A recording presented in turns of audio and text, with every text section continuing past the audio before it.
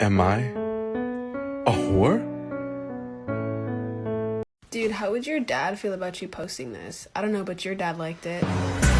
You know what's interesting that people don't normally talk about is that the pretty girls are often the absolutely loneliest, most torn apart, bullied girls. When I was in high school, I was categorized as like the pretty girl. I was in the rural Midwest and I wore makeup, so like it doesn't say much about me. It's just like what people talked about me as. Like people would just put me under that label. I won homecoming one year, I was on every prom corps, did all the sports, knew everyone, but I had no friends, no one that I could trust. And the girls at my school were so mean to me, and I was nice to everyone, and anybody who knows me well will tell you that. The only girl that ever really deeply understood that was another girl who's drop dead gorgeous, beautiful, looked like a walking Barbie doll. But she would remind me at least once a year, be like, hey, like the stuff these people are saying about you, like it has nothing to do with you. The pretty girls are always the loneliest. That's just how it is. And you have to understand it's nothing personal. Because looks don't mean anything. Ready? Asses out, nipples out. Yeah, it's gonna be a great day.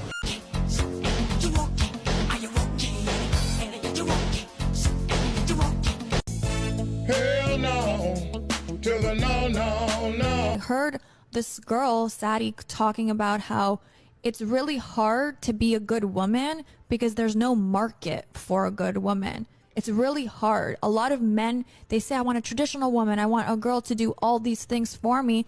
But then you have a man that goes on Instagram and then lusts all these half-naked photos. And then when their girl is like, okay, well, maybe this guy likes bikini photos. So then this good girl posts a photo in a bikini, and then it's like, well, I don't want you doing that. It's like, okay, if you don't want me posting that, why are you lusting over that? Who in this fucking table is a single mom? Me. You? And I said I would. And be this a is the single only mom girl. right now. This is the only girl that chooses because she fucking knows what it is to be a fucking singer. All right, so I ain't gonna lie, Chris. I ain't please gonna don't make lie. a guess. Here's the thing. No one's saying that no one's gonna want you. We're just saying I'm not even lying. it's unlikely. Plenty of people will want you. This is wild. I've heard that men lose 50% of their thinking ability when they see nipples. Weird. You wanted a sign, here it is. Date them all, sis. He is not your man. Don't be faithful to a non-existent relationship. He's making you an option. He's outside. Date them all. It's time out for you to be faithful to situationships or guys that don't want to establish a real relationship. You got options. Match his energy. His homeboy look better anyway. Date them all. You do not have a man. Date them all. You got many. Reason number 46 why you should let me ride.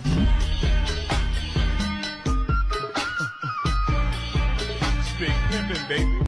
I was just looking at that page that's like, are we dating the same guy? And first of all, it's fascinating and it's a crazy resource. But also like 90% of the dudes that get posted in there, I'm just like, this is it?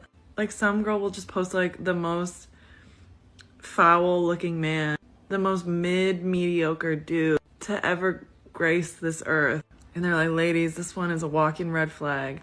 And then all the comments will be like, oh yeah, he did me dirty too. And I'm like, that guy?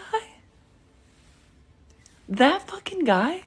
We're in the freaking trenches down here. Like scraping the bottom of the barrel, just... And these women that post these men, I'll go and look at their profiles if they're not anonymous. Just the most beautiful woman I've ever seen. Kings, time to pick up that crown because you've got to see the game for what it really is. We all know women love to play games, but when the tables turn, they lose their minds. You've got these chicks out here, forming their little groups, acting like they're the perfect girlfriends, loyal, cooking apple pie every Sunday, but let's be real, that's a massive cap. They're just salty because someone outplayed them. It never even crossed their minds that they were getting hustled until it was way too late. The real reason these ladies are putting so-called mid-tier men on blast? Their egos took a hit when they got played by guys they thought were beneath them. These aren't the Brad Pitts of the world, they're the ones who might not catch your eye but have got real game. These men are the ones to watch and learn from because, trust me, they've cracked the code. Looks aren't everything, even for the 304s and the Instagram thoughts. The chick in the video? She's living proof that the real game is played on a whole different level, and some of these women are only realizing it when it's far too late. I forgot the steak in the back of my refrigerator for about 3 weeks, and it's green and stinky, but I was hoping that I can create a miracle because my husband hates wasting food. So I fried it in butter and garlic, salt, and pepper. And it didn't smell too bad once I cooked it. So my boyfriend and I are in a fully committed, one-sided, open relationship. One-sided? So, like, are you open or is he open? I'm not allowed to get with other people, but he's allowed to, get with whoever he wants, yeah. Who initiated that? We both agreed to it. Was it monogamous at one point, then you opened it up strictly for him? Or just from the get-go, it was like, you don't see other guys, I'm gonna see other chicks? On our second date, he flew me and this other influencer out to an island. He was like talking to her previously. An island? Yeah, to an island. Then he decided he wanted to like talk to me, so I guess from the get-go, I just kind of expected that that's how it was going to be. I'm okay with it. So it turns out the ultimate cheat code for modern women isn't just about looks or charm, it's about having enough cash to buy your own private island jet. Who knew? Forget charisma, just flash some green and suddenly all sins are forgiven. If only I'd known that the secret to navigating this world of 304s was wiping with $1,000 bills. Talk about a game changer. Guess they'll let you do whatever you want as long as you've got the money to back it up. Who would have thought the key to their hearts was a bottomless wallet? I'm gonna start asking my Tinder dates if they're willing to make a TikTok with me, not because I'm wanting to make a TikTok with them, but just to see how they react. If they're like, oh yeah, I'm down for that, or if they're like, no, I would never make a TikTok, I am way too old for that, because then I know if they're gonna be all like snotty and serious and like not willing to try new things or like wanting to have fun, and I think that's an important test for anyone that I'm gonna date. This makes me so sad and so angry at OnlyFans. OnlyFans is so gross because it literally weaseled its way into these feminist spaces and convinced women that it is somehow empowering for them to sell their body online with false promises they're gonna make hundreds of thousands of dollars. And that's not the reality of it. It's basically a sex work pyramid scheme. In what other business, when the market is so flooded, would you continue to try to recruit young women? And don't get me wrong, I have no problem with sex work, but it is not supposed to be this common, especially not amongst young women. And I hate to say this, but this is the opposite of feminism. This is quite literally the objectification of women. You can have us at a price. What? And I don't know why I feel like I'm so early on this train, but I don't see a lot of people talking about it. Which is again why I'm so proud of this girl for posting about it. Is this feminist for real? It's like accountability is modern women's kryptonite. Seriously, she's pointing fingers at a company for what these thoughts chose to do, sell their own bodies. Let's be honest, that subscription site was supposed to be a platform for artists and entertainers, a place to share talent, not strip down for cash. But these ladies saw an opportunity to rake in more dough by ditching the knitting needles, skipping the songwriting and leaving the cooking skills on the back burner. Why bother with actual talent when you can just take off your clothes and call it a day? So 100,000 women went on strike today in Iceland to demand gender equality. The entire population is 370,000. So over 25% of the population went on strike. And I have some crazy news for you. The economy did not come to a stop and it continued as normal. The only memo I got was that HR departments were getting no complaints for the 24 hours that the women were on strike. And men were writing that they were really sorry women didn't get gender equality. But I heard one CEO said it was nice to finally get some shit done, end quote. Western women not remarkable, not valuable, and according to this discovery, not really that necessary. I mean, the evidence is overwhelming. More than 25% of the entire country's population just gone, disappeared. And what happened? The proverbial wheel kept on turning, not just turning, but spinning more efficiently than it had in decades. I'm no sociologist, but I don't think you could ask for a better experiment even in the most controlled of settings. This whole scenario reminds me of a famous psychological study conducted by Stanley Milgram, an American psychiatrist who was fascinated by the way Germany fell under the spell of fascistic influence. Milgram couldn't wrap his head around how so many people could blindly follow the orders of a select few, so he set up an experiment involving 3 participants: the experimenter, the teacher, and the learner. The experimenter, who was actually a plant, acted as the authority figure: grey lab coat, notepad, serious stare, the whole authoritative package. The teacher was a random participant, instructed to deliver electric shocks to the learner for every wrong answer. The learner, also a plant, was an actor who told the teacher he had a heart condition.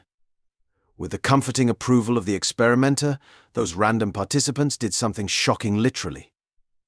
Milgram found that a startlingly high proportion of subjects would fully obey the instructions, with every participant going up to 300 volts and 65% going all the way to the full 450 volts. To put that in perspective, people have been known to die from just 42 volts, let alone enough juice to cook your family dinner. Why bring this up? Because feminist governance has done to masculinity what Milgram's experiment did to human decency. It's given a nod to massive alimony checks, a thumbs up to restaurant bills that would make even grandpa cry. An endless praise to the female greed virus that makes every woman feel like a queen even though they don't have the slightest clue about finances or the male-driven work required to achieve real stability. We signed our final divorce papers last week, and I just got notified today that the lawyer sent the papers to the court today to be signed by the judge. Everybody keeps thinking that I'm handling this divorce so well, and I'm not. I'm not okay.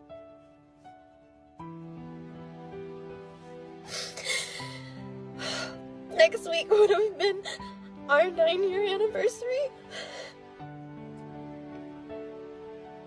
And I don't know what I'm supposed to do with myself.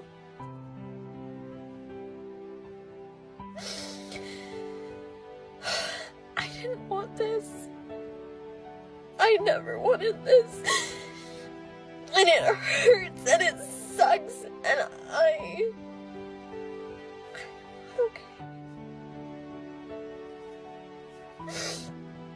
I know that I'm gonna be okay.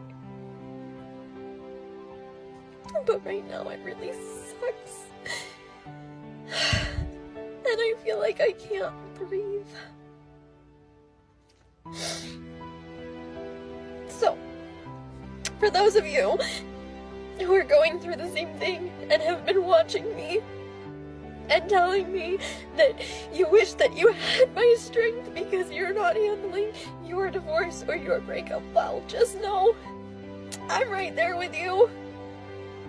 I'm not okay either. But I promise you,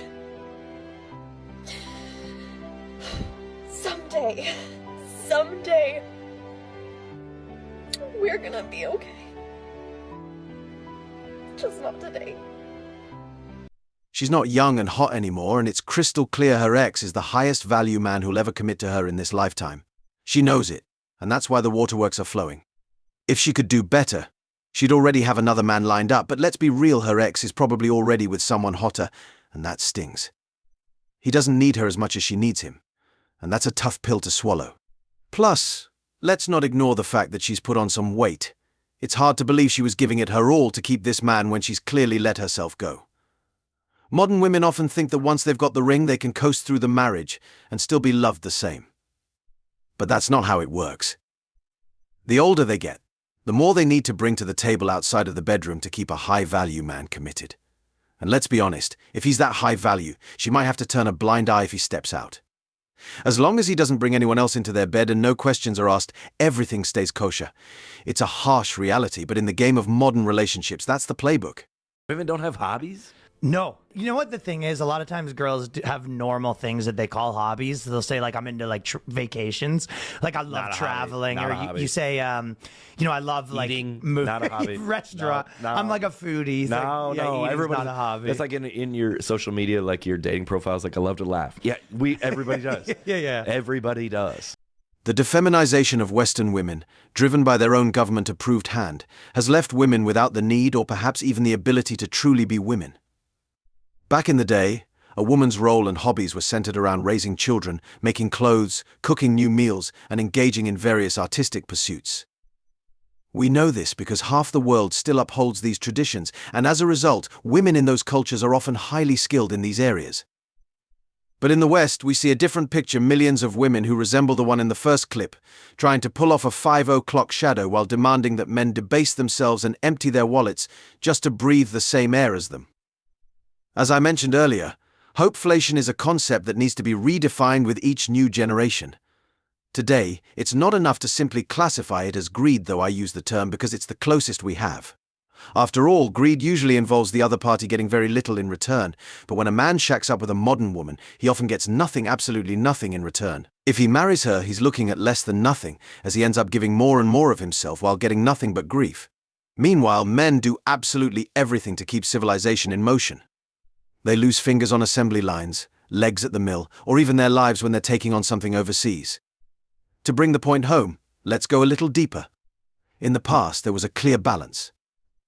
Men and women had distinct but complementary roles, and both were valued for what they brought to the table. Women were encouraged to embrace their femininity, to cultivate skills that made them indispensable in the home and the community. This wasn't just about maintaining tradition, it was about creating a society where everyone had a purpose, and that purpose was respected. But now, with the defeminization of women, this balance has been lost. Women are no longer encouraged to be feminine. Instead, they're pushed to mimic men, often in ways that strip them of what once made them valuable partners, and in doing so they've lost touch with the skills and qualities that once defined them.